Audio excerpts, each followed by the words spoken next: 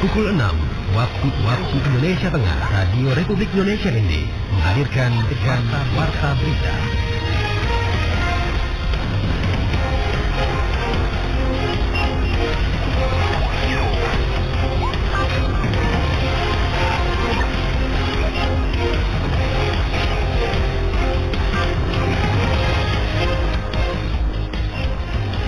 Selamat pagi saudara, Anda mendengarkan Warta Berita Daerah RRIND edisi Jumat 18 Oktober 2024 dengan sari berita.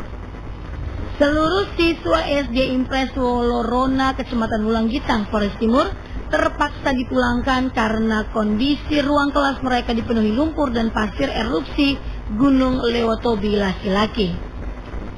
Aktivitas gunung api Iya di Kabupaten ND naik ke level waspada.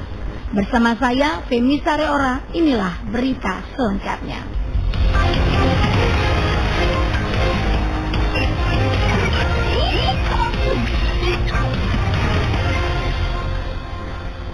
Sebanyak 166 siswa SD Impres Wolorona, Desa Hokeng Jaya, Kecamatan Wulanggitang, Kabupaten Flores Timur terpaksa dipulangkan karena kondisi ruang kelas mereka dipenuhi lumpur dan pasir erupsi Gunung Lewotobi laki-laki. Laporan Rosa Dalima. Akhirnya kami pulangkan anak-anak saja. Besok dan lusa baru kita minta orang tua untuk datang bantu kerja. Material tersebut jatuh dari atap seng yang jebol akibat hujan deras yang terjadi pada Rabu malam. Kepala Sekolah SD Impres Wolorona Germana Gelole menjelaskan, material, abu, vulkanik, dan pasir yang menumpuk di atas seng selama ini masuk ke dalam ruang kelas setelah atap mengalami kebocoran. Germana mengatakan kondisi atap yang sebelumnya sudah bocor kini mengalami kerusakan parah. Saat pagi mereka mendapati seluruh material erupsi masuk ke dalam ruangan dan mengotori semua perabotan sekolah. Sebelumnya yang jebol itu ada beberapa tempat saja dalam satu lembar seng itu. Tapi dengan hujan tadi malam itu seluruhnya sudah jebol. Sehingga kita berdiri dalam ruangan itu memang lihat tembus ke langit saja. Semua seng sudah jebol memang. Sepanjang hari para siswa dan guru menyapu lumpur dari dalam ruangan. Germana menyatakan pihaknya berusaha agar proses belajar mengajar tetap berlangsung meskipun hanya 1 atau 2 jam. Namun karena semua kursi dan meja basah, rencana ini tidak direalisasikan. Seluruh siswa akhirnya dipulangkan lebih awal. Pagi kami datang itu semua ruangan itu tidak bisa terpakai, kursi, meja semua basah dan lumpur di lantai di semua ruangan. Sehingga anak-anak kita perintahkan mereka untuk sapu air dari dalam ruangan. Kalau mau berusaha untuk bisa KBM, tetapi kursi, meja basah semua akhirnya. Lebih lanjut, Germana mengatakan pihak sekolah telah merencanakan pertemuan darurat dengan orang tua siswa pada Sabtu nanti. Pertemuan ini bertujuan membahas pemasangan terpal tambahan dan meminta bantuan orang tua dalam pembersihan lanjutan. Namun dirinya pesimis akan mendapat bantuan penuh karena kondisi yang sama juga dialami oleh seluruh warga desa. RRIND Rosa Dalima melaporkan.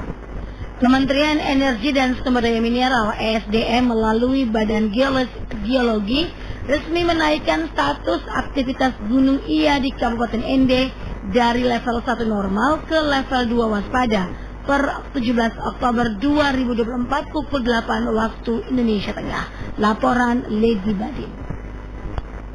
Kementerian Energi dan Sumber Daya Mineral (ESDM) melalui Badan Geologi resmi menaikkan status aktivitas Gunung Iya di Kabupaten ND dari level 1 normal ke level 2 waspada per hari Kamis 17 Oktober 2024 pukul 8 waktu Indonesia Tengah. Peningkatan status ini disebabkan oleh meningkatnya aktivitas vulkanik dan kegempaan yang signifikan sejak bulan Juli 2024. Kepala Pos Pengamatan Gunung Api Iya, Armin, kepada RRI mengungkapkan pemantauan visual dari 1 Juli hingga 16 Oktober 2024 menunjukkan adanya asap kawah putih dengan intensitas tipis hingga sedang yang mencapai ketinggian 50 hingga 300 meter dari puncak. Selain itu, kegempaan Gunung Iya didominasi oleh gempa vulkanik dalam yang berasosiasi dengan aktivitas magma di bawah kawah. Sejak Agustus 2024, gempa vulkanik dalam dan tektonik lokal mengalami peningkatan yang signifikan yang mengindikasikan peningkatan tekanan di dalam tubuh gunung yang dapat memicu erupsi. Nah, untuk status dia memang sekarang lagi naik dari status normal ke waspada. Ya, berdasarkan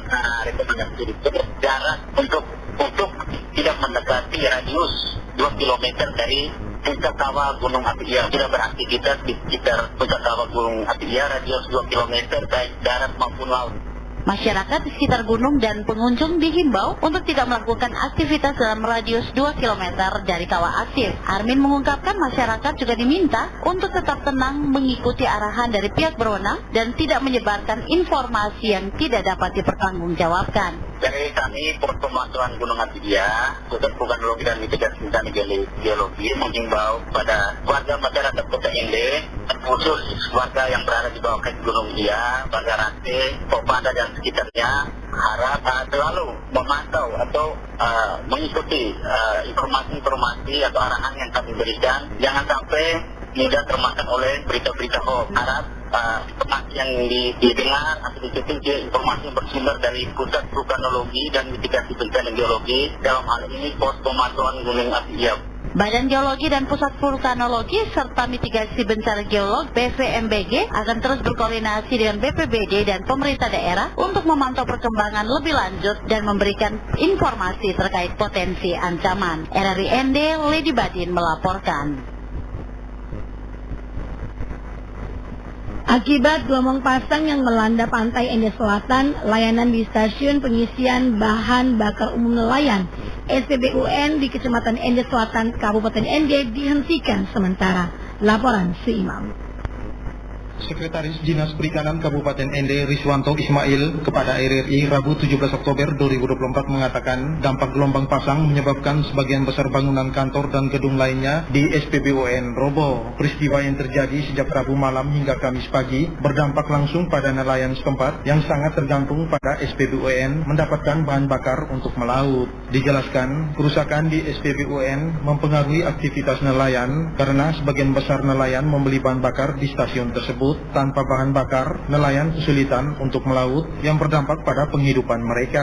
Ya, secara tidak langsung berdampak pada aktivitas nelayan yang sebagian besar membeli bahan bakar untuk melaut di SPBU nelayan. Jadi untuk sementara mungkin bahan bakarnya kita bisa alihkan ke SPBU umum yang lain. Ia melanjutkan, selain kerusakan pada SPBUN, masyarakat di sekitar dermaga perikanan juga mengalami kerugian, termasuk kerusakan pada perahu dan sampan mereka yang masih dalam proses pendataan. Sejauh ini, laporan kerugian belum selesai dihimpun, namun pihak Dinas Perikanan telah berkoordinasi untuk menilai dampaknya secara keseluruhan. Ditambahkan, Dinas Perikanan telah melaporkan kejadian ini kepada PJ Bupati Ende, lengkap dengan dokumentasi berupa video dan foto. Menindaklanjuti arahan PJ Bupati, laporan tertulis akan disampaikan kepada Badan Penanggulangan Bencana Daerah BPBD Kabupaten Ende untuk ditindaklanjut dan penanganan kerusakan yang terjadi.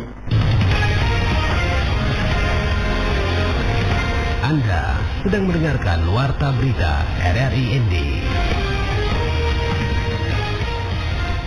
Komisi Pemilihan Umum KPU Manggarai Barat gelar debat pertama pemilihan Bupati dan Wakil Bupati Kabupaten Manggarai Barat bertema peningkatan kesejahteraan masyarakat berbasis pembangunan pariwisata terintegrasi.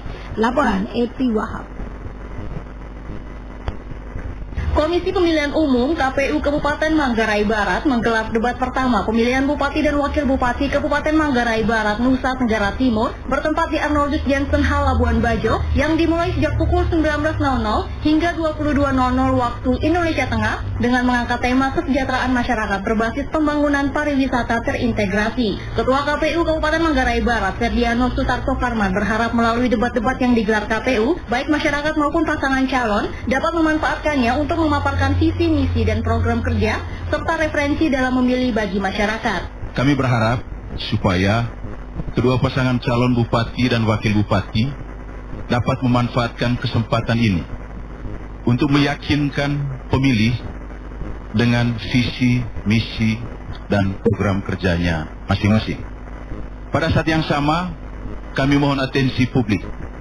Kami mohon perhatian seluruh masyarakat Manggarai Barat di mana saja berada untuk menyimak acara debat pertama ini sebagai landasan atau referensi dalam membuat keputusan politik pada tanggal 27 November tahun 2024. Lebih lanjut, Ketua KPU Kabupaten Manggarai Barat mengatakan bahwa pihaknya mengakui masih ada kekurangan dalam penyelenggaraan debat pertama, terutama terkait kondusivitas para pendukung pasangan calon, baik di dalam ruangan maupun di luar ruangan. Kami di KPU itu punya keterbatasan untuk melihat ini secara utuh. Kami tentu membutuhkan masukan saran, terutama dari rekan-rekan media yang kemudian melihat acara ini seluruh isu. Misalnya yang saya lihat sendiri, misalnya tadi di luar itu, di dalam masih omong, di luar di depan masih omong, di belakang itu. Lalu juga ada beberapa kekurangan lain yang nanti akan kita perbaiki ke depan. Nah, oleh karena itu, saya bersama KPU Kabupaten Manggarai Barat tentu sangat membutuhkan kritik dan saran positif, terutama dari rekan-rekan media yang memiliki peran yang cukup penting dan meliput acara ini dari berbagai sudut. Kedua pasangan calon Bupati dan Wakil Bupati Manggarai Barat nomor urut 1 Kristo Mario Y. Pranda Rika Tata Sontani atau Mario Richard dan nomor urut 2 Edistasius Endi Yulianus Weng atau Edi Weng mengikuti debat yang berlangsung selama 180 menit dan terbagi di dalam 6 segmen. Dari Labuan Bajo, Epi Wahab melaporkan. Penyuluh agama Katolik Paroki Stella Maris Danga raih prestasi dalam ajang pemilihan penyuluh agama Katolik Teladan tingkat Kementerian Agama Kabupaten Nagari Keo tahun 2024. Laporan Nikolaus Makumeli. Penyuluh agama dari Paroki Stella Maris Danga kembali menorehkan prestasi dengan menyabet gelar sebagai penyuluh agama Katolik Teladan tingkat Kementerian Agama Kabupaten Nagari Keo tahun 2024. Kepada RRI Kamis 16 Oktober 2024, Angelina Owa SAG, penyuluh agama Katolik Paroki Stella Maris Danga menuturkan bahwa prestasi yang diraihnya tersebut merupakan hasil dari usaha dan kerja kerasnya selama ini. Ditambahkan Angelina bahwa prestasi yang diraihnya tersebut menjadi motivasi bagi dirinya untuk terus berinovasi dan berkreasi dalam tugas pastoralnya. Ini menjadi suatu motivasi untuk saya supaya dalam tugas pastoral saya lebih aktif, lebih giat, menciptakan inovasi dan juga membuat karya-karya yang baru sehingga dalam tugas dan pelayanan saya sebagai penyuluh agama, saya mampu berjuang dengan menciptakan inovasi-inovasi terbaru sehingga apa yang saya terapkan nanti bisa berguna di masyarakat. Sementara itu, mewakili tokoh masyarakat, Amandus Tembo pada pemilihan penyuluh agama Katolik Teladan tingkat Kabupaten Nagari Keo mengajak para penyuluh agama di Kementerian Agama Kabupaten Nagari Keo untuk terlibat aktif dan mengabdikan diri dalam kegiatan-kegiatan keagamaan. Saya menghimbau kepada para penyuluh untuk terlibat aktif dalam kegiatan keagamaan bersama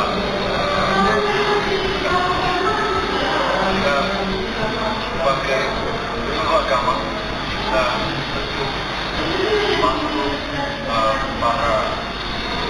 para pastor, para imam, untuk biasa memaksakan sabda Allah pada semua orang yang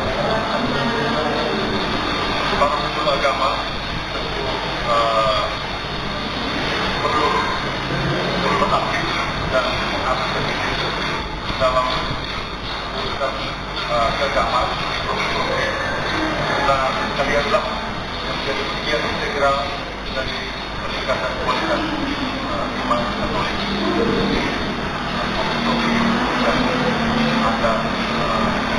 Ditambahkan Amandus, keaktifan para penyuluh agama sangat dibutuhkan karena para penyuluh merupakan bagian integral dari peningkatan kualitas iman umat. Diri mengajak kepada para penyuluh untuk jadikan kegiatan seleksi penyuluh teladan tersebut sebagai ajang untuk meningkatkan kompetensi para penyuluh.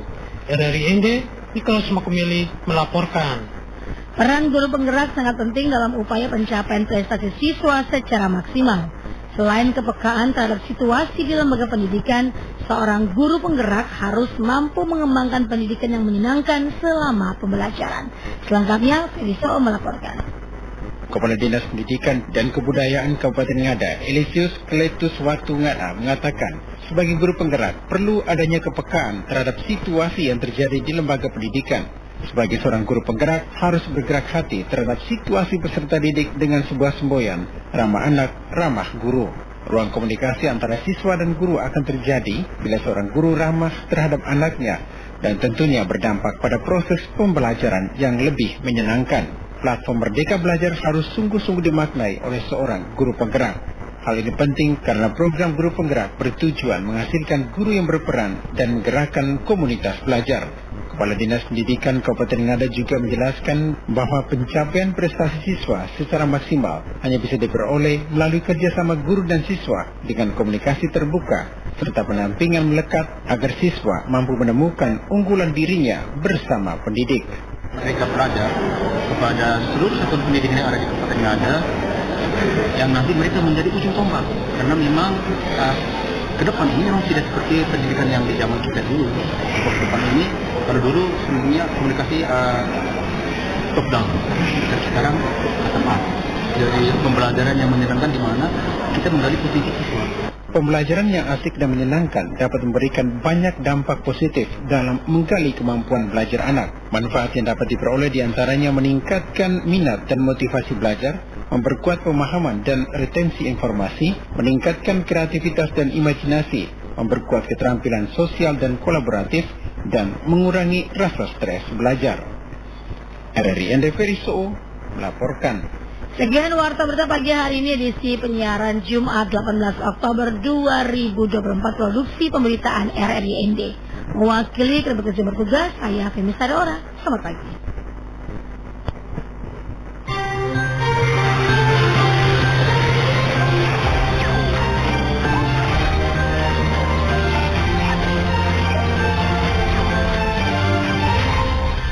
Terima kasih Anda telah mengikuti Warta Berita RRI ND.